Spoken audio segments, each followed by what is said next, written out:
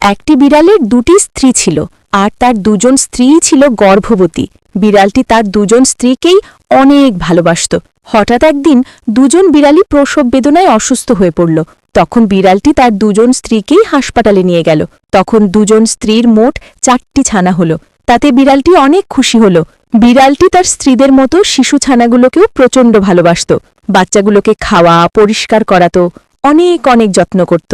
তবে তার স্ত্রী দুজনের মধ্যে বান্ধবীর মতোই খুবই ঘনিষ্ঠ সম্পর্ক ছিল। তারাও ফলে অনেক খুশি ছিল। তবে শিশু ছানাগুলো প্রচণ্ড দুষ্টু ছিল, সব সময় দুষ্টুমি করত। কিন্তু কেউই ছানাগুলোর ওপর রাগ করত না। একদিন বিড়ালটি ঘুমোচ্ছিল, তখন শিশু ছানাগুলো তাদের বাবার মাথার চুল সব কেটে ফেল।